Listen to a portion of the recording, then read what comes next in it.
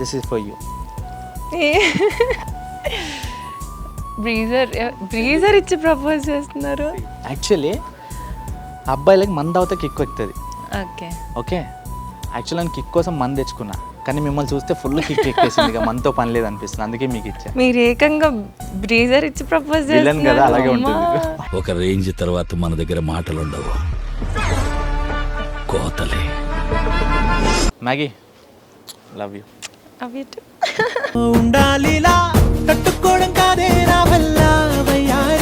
So main profession యాక్టింగా, మోడలింగా? So main profession acting కాదు, నాట్ మోడలింగ్ కూడా కాదు. యాక్చువల్లీ ఫస్ట్ నేను ఒక డాన్సర్ అనమాట. I'm classical dancer. జటాటవీ గలజ్జల ప్రవాహ పావిత స్థలే కలేవలంబ్య లంబితాం భుజంగ తుంగ మాలికా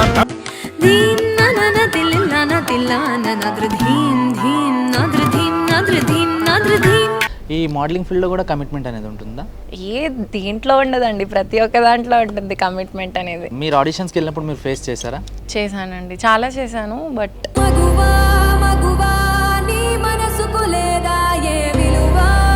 నీ లైఫ్లో ఎప్పుడైనా ఏడ్చినావా? చాలా ఏడ్చాను. ఏ సిచ్యువేషన్లో? నా కళ్ళ ముందు వచ్చే ఒకే ఒక్క సిచ్యువేషన్, మా మదర్ చాలా ఏడ్చాను. సో ఆవిడికి ఆత్మలతో మాట్లాడాలి అని చెప్పేసి కొంచెం ఆత్మ నిబంధన అని చెప్పి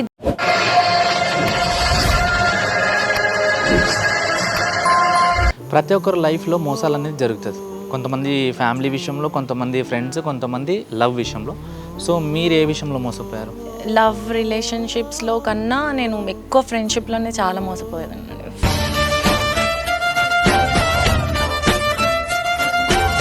ఇప్పటివరకు ఎంతమంది బాయ్స్ జీవితం నాశనం చేశారు మీరు? అది డిపెండెడ్, ఇంకా నాకు సంబంధం లేని మ్యాటర్ అది.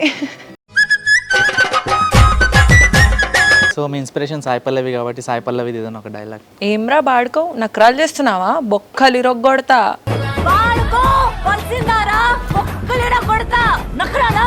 హాయ్ హలో నమస్తే, నేను మీ anchor Tej and welcome to my show. ఈరోజు మనతో పాటు actress, influencer and traditional model ఉందన్నమాట. సో మేఘన గారు.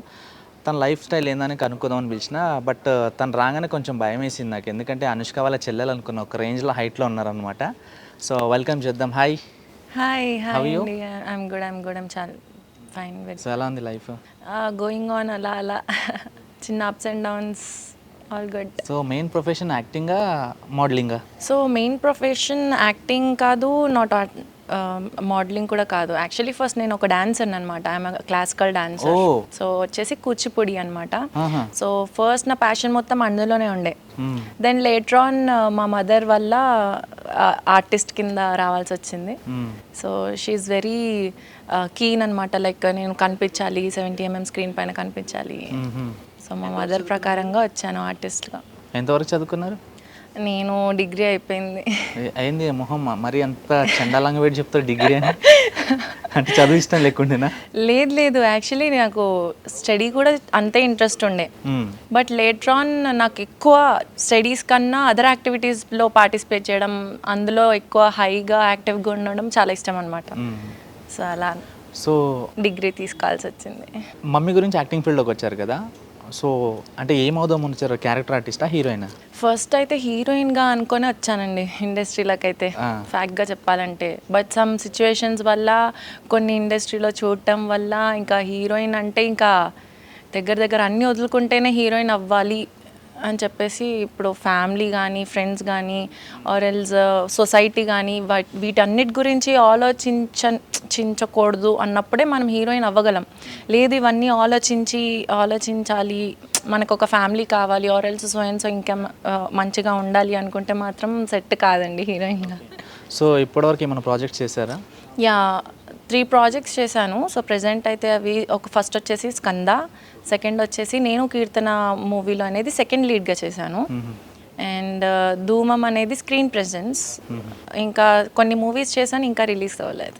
యాక్టింగ్ ఎక్కడైనా నేర్చుకున్నారా లేకపోతే బై బర్త్? అయ్యో లేదండి, అది బై బర్త్తో కాదో తెలీదు. బట్ నేనేమనుకుంటానంటే క్లాసికల్ డాన్సర్ కదా, సో ఎక్స్ప్రెషన్స్ అన్నీ పలుకుతాయి కాబట్టి యాక్టింగ్ కూడా అలా మిక్స్ అయిపోయింది. క్లాసిక్ డాన్స్ ఏ ఏజ్లో నేర్చుకున్నారు? నేను చిన్నప్పటి నుంచి నేర్చుకున్నా. మేబీ నేను 4 years ఉన్నప్పటి నుంచి నేర్చుకున్నాను. సో క్లాసికల్ దాంట్లో చాలా స్టెప్స్ ఉంటాయి కదా, అవునుంటాయి. సో ఎన్ని స్టెప్స్ వరకు నేర్చుకున్నారు మొత్తం? అది స్టెప్స్ అని కావండి, లైక్ స్టార్టింగ్లో అయితే బేసిక్ స్టెప్స్ అని ఉంటాయి. సో ప్రాక్టీస్ కోసం, పర్ఫెక్షన్ కోసం. దాని తర్వాత అన్ని ఐటమ్స్ ఉంటాయి. సో సాంగ్స్ అన్నమాట, వాటిని మేము ఐటమ్స్ అని చెప్తాం. Okay dance. ఓకే, క్లాసిక్లో డిఫరెంట్ కాస్ట్యూమ్ ఉంటుంది కదా, ఆ కాస్ట్యూమ్స్ వేసుకొని ఎక్కడన్నా ప్రెజెంట్? చేశానండి దగ్గర దగ్గర చాలా. రవీంద్ర భారతిలో కానీ ఆర్ ఎల్స్ శిల్పారామంలో కానీ అండ్ గిన్నిస్ వరల్డ్ రికార్డ్ దాంట్లో మా మేడం తరపున నుంచి చేశాము. సో అట్లా. సో ఇప్పుడు డాన్స్ కంప్లీట్లీ మానేశారా? లేదండి, నేనున్నంత వరకు డాన్స్ అస్సలు మానేది లేదు. ఈ మధ్యకాలంలో చాలా తక్కువ మంది ఉన్నారు కదా క్లాసిక్ డాన్సర్స్. అవును, చాలా తక్కువ అసలు. ఇప్పుడు చాలా రేర్ చూస్తున్నాం అసలు బయట. మొత్తం వెస్టర్న్ మీదే, ఇంకా చాలా మంది వెస్టర్న్ మీదే ఫోకస్ చేస్తున్నారు. ఇప్పుడు మీరు ఫోక్ వెస్టర్న్ ఏం చేయరు, ఓన్లీ క్లాసికేనా? లేదండి, అన్ని డాన్స్ ఫామ్స్ చేస్తాను. కాకపోతే నాకు ఎక్కువ అంటే కూచిపూడి, క్లాసికల్ పైన చాలా ఇంట్రెస్ట్ ఎక్కువ. సో మొత్తం అంతే. ఓకే, సో నెక్స్ట్ ఏమైనా ఉన్నాయా ప్రాజెక్ట్స్ మరి? ప్రెసెంట్ అయితే చూస్తున్నానండి, మంచి ప్రాజెక్ట్స్ కోసం. మంచి ప్రాజెక్ట్ వస్తే చేద్దామని చూస్తున్నాను. మోడలింగ్ ఏ బ్రాండ్కి చేశారు? మోడలింగ్ వచ్చేసి విఆర్కేకి చేశాను, అండ్ చందన బ్రదర్స్కి చేశాను, ముగ్ధకి చేశాను, ఇలా కొన్ని వాటికి చేశాను. ఈ మోడలింగ్ ఫీల్డ్లో కూడా కమిట్మెంట్ అనేది ఉంటుందా? దీంట్లో ఉండదండి, ప్రతి ఒక్క దాంట్లో ఉంటుంది కమిట్మెంట్ అనేది. సో మీరు ఆడిషన్స్కి వెళ్ళినప్పుడు మీరు ఫేస్ చేశారా ఎప్పుడన్నా? చేశానండి, చాలా చేశాను, బట్ అంతే, కమ్ ఓవర్. వాళ్ళు ఎలా అప్రోచ్ అవుతారు అసలు? కమిట్మెంట్ అనేది మెసేజ్ పెడతారా, లేకపోతే చూపులతోనా, లేకపోతే డైరెక్ట్ అడుగుతారా? లేదండి, కొన్ని ప్లేసెస్లో అయితే లైక్ ఆఫీసెస్లో మీటింగ్ అవుతాం, మీటింగ్ జరుగుతుంది కాబట్టి, సో వాళ్ళు కొంతమంది డైరెక్ట్గా అడిగేస్తారు, కొంతమంది చాట్లో అడుగుతారు.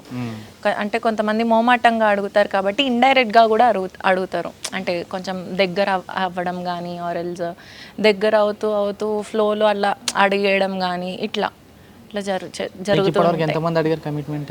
వెళ్ళిన ప్రతి చోట అడిగారు. అంటే మినిమం చెప్పలేను, ఒక 5 to 6, 10 వరకు. సరే, అట్లా అడిగినప్పుడు ఏమనిపించేది?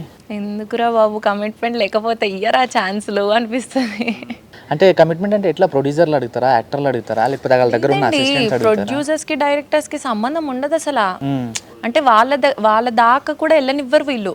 సో మిడిల్ కాస్టింగ్ కానీ ఆర్ ఎల్స్ కో డైరెక్టర్స్ కానీ లైక్ మేనేజర్స్ కానీ వీళ్ళు అక్కడ వరకు వెళ్ళనివ్వరు. ఫస్ట్ మనం ఇక్కడ ఇస్తేనే అక్కడ వరకు రీచ్ అవ్వడానికి ఉంటుంది. మీకు 5 to 6 మెంబర్స్ కమిట్మెంట్ అడిగారన్నారు కదా, సో డైరెక్ట్ అడిగారా మీకు? లేదు, చెప్పాను కదా, కొంతమంది ఒక 2-3 మెంబర్స్ ఏమో డైరెక్ట్గా అడిగేశారు, ఆఫీస్లోనే అడిగారు.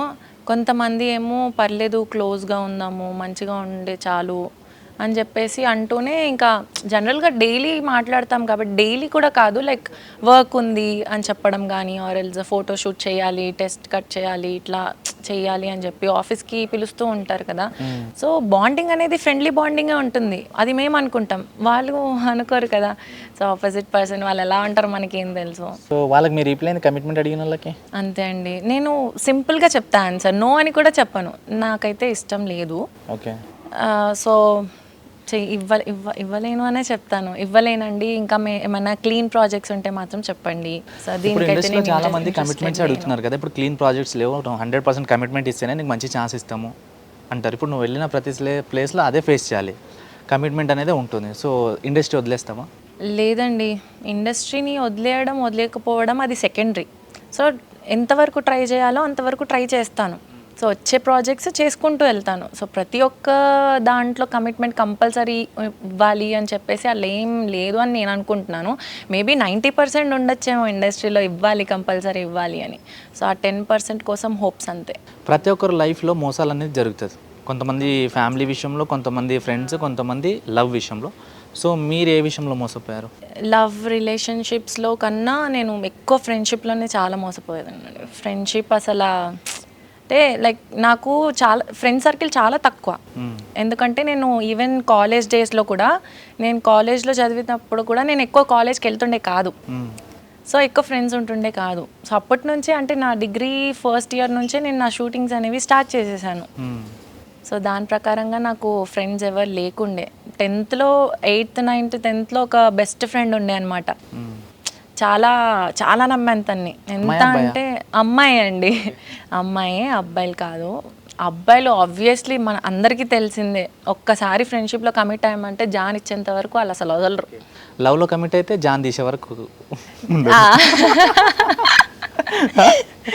అమ్మో, సో ఎలా మోసం చేసింది? తీసేటోళ్ళు కూడా ఉన్నారండి లవ్లో అయితే. అమ్మో వద్దు, అందుకే అసలు ఎక్కువ. తను ఏం మోసం చేసింది మీ ఫ్రెండ్? అంటే లైక్ అమ్మాయిలకి అంటే ప్రతి ఒక్క అమ్మాయి అలా ఉంటుందని నేను అనను, బట్ నాకు జరిగిన దాంట్లో అయితే ఏంటంటే, అరే అమ్మాయి బాగుంది, అమ్మాయి హైట్ ఉంది, ఇప్పుడు తన పక్కన నేను నడుస్తే నన్ను చూడరు, నిన్నే చూస్తారు, అసలు అవి ఎందుకు, ఆ జలస్ ఫీలింగ్స్ ఎందుకు అని నేను అనుకుంటా. ఆ జలస్ ఫీలింగ్స్ వల్లనే ఒక ఇద్దరి మధ్య ఉన్న రిలేషన్షిప్స్ అనేవి బ్రేక్ అవుతాయని నేను అనుకుంటా. సో ఇప్పుడు ఫ్రెండ్షిప్ కంటిన్యూ ఉందా, బ్రేక్ అయిపోయింది? లేదండి, బ్రేక్ అంటే ఏదో okay okay hi bye, work ఉంటే వర్క్ చెప్పడము, లేకపోతే ఏమైనా హెల్ప్ కావాలి అంటే హెల్ప్, అంతే. సో లవ్ మీద మీ ఒపీనియన్? ఇంకా లవ్ మీద ఒపీనియన్ చెప్పాలి అంటే ఒక గ్రేట్ ఫీలింగ్ అని నేను అనుకుంటాను. అంటే డిపెండ్స్ అనమాట, కొంతమందికి లవ్ అంటే చిరాగ్గా ఉంటుంది, కొంతమందికి అసలు నచ్చదు, కొంతమంది ఏమో మంచి లవ్ కోసం వెయిట్ చేస్తూ ఉంటారు. సో నా విషయానికి వస్తే లవ్ అనేది నాకు సెట్ కాదనిపిస్తుంది. సో లవ్లో మైనస్ కూడా ఉంటుంది?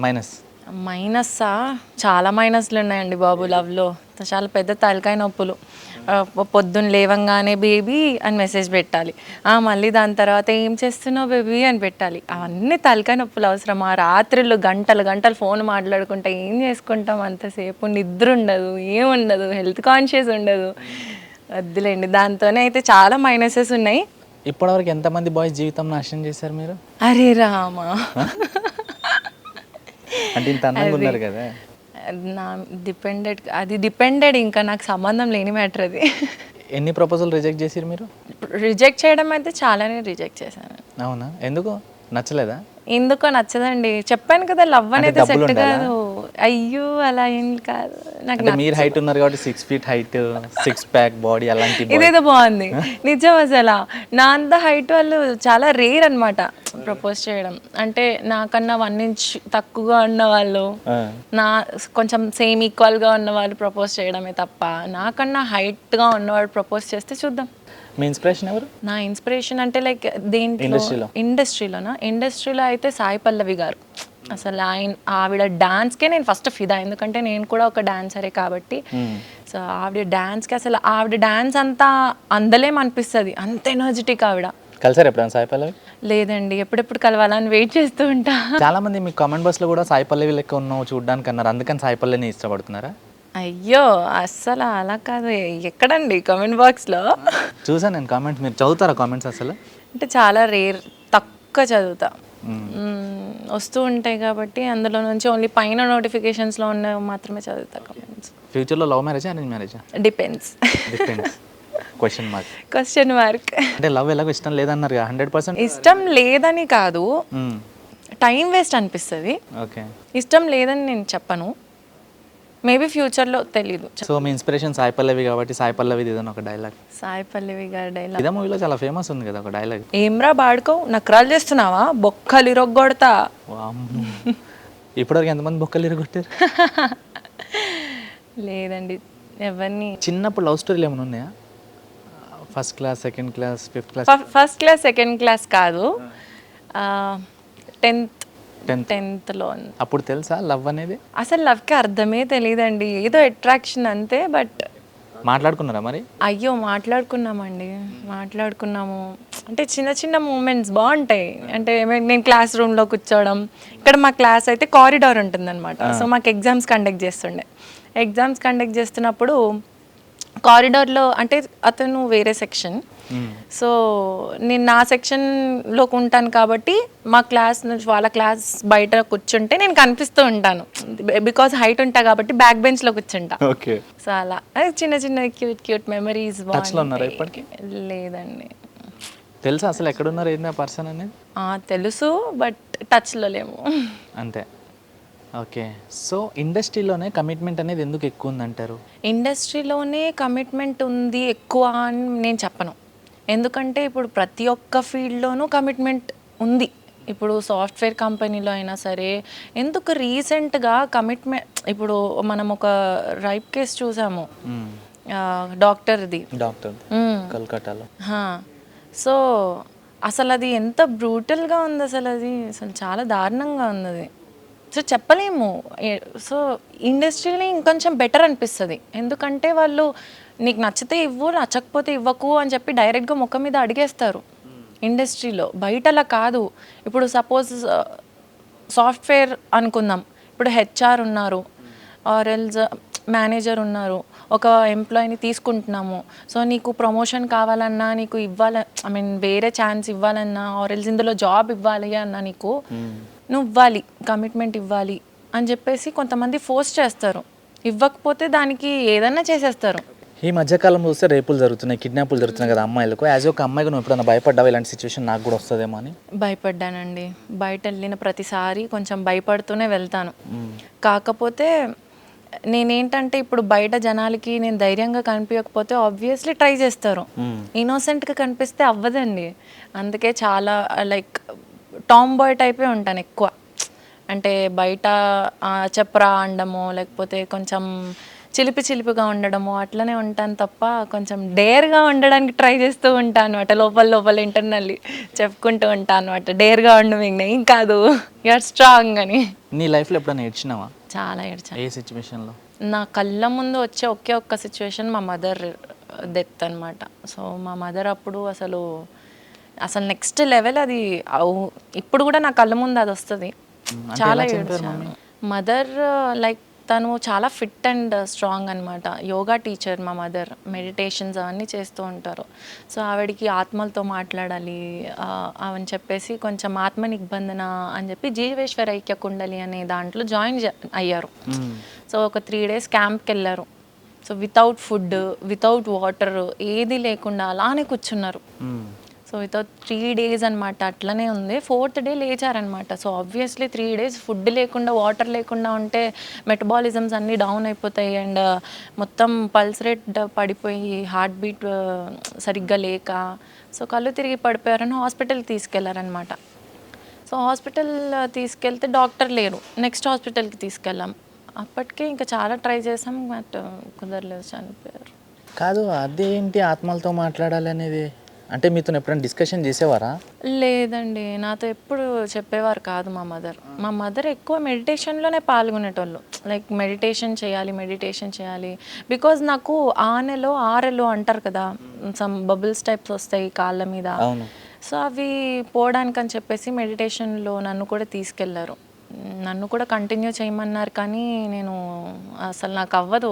నేను ఒక ప్లేస్లో కూర్చాను కాబట్టి నేను చెయ్యలేదు. 3 days క్యాంప్ అంటే ఎక్కడికి వెళ్ళారు ఆత్మలతో మాట్లాడడానికా? అలా అని కాదు, అది సమ్ ఆత్మ దిగ్బంధన అని ప్రాసెస్, తెలీదు మరి ఏంటో. అంటే ఫుడ్ వల్లనే చనిపోయిందని మీరు అనుకుంటున్నారా, లేకపోతే ఆత్మ దిగ్బంధన ప్రాసెస్లో ఏమన్నా?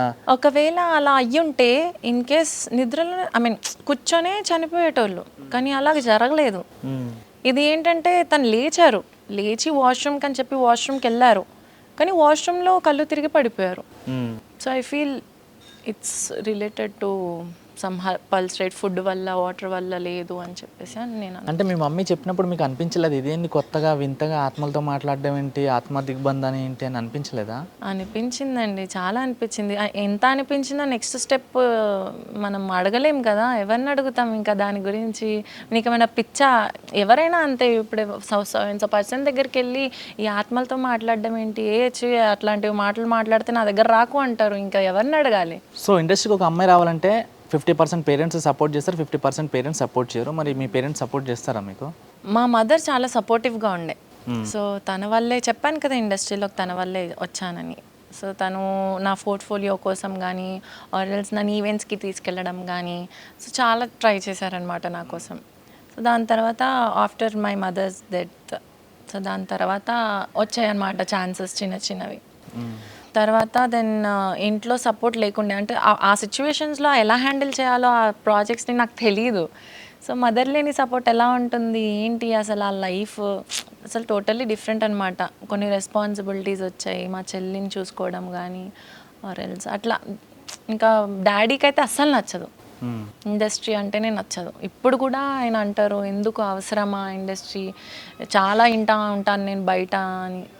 బట్ కన్విన్స్ చేసుకుంటూ ఇలా ఇంకా నేను కీర్తన మూవీ తర్వాత స్కంద రిలీజ్ అయిన తర్వాత ఆయనకు ఒక నమ్మకం వచ్చిందనమాట.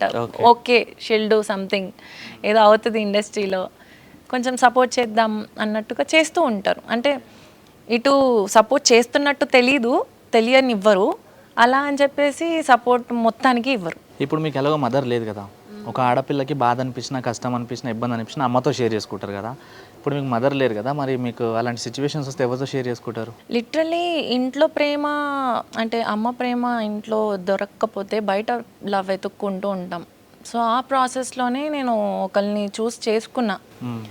కానీ ఇప్పుడు కూడా నేను అనుకుంటా ఏంటంటే, ఎప్పటికీ సొంత వాళ్ళే అవుతారు, బయట వాళ్ళు ఎప్పుడు బయట వాళ్ళే అవుతారు.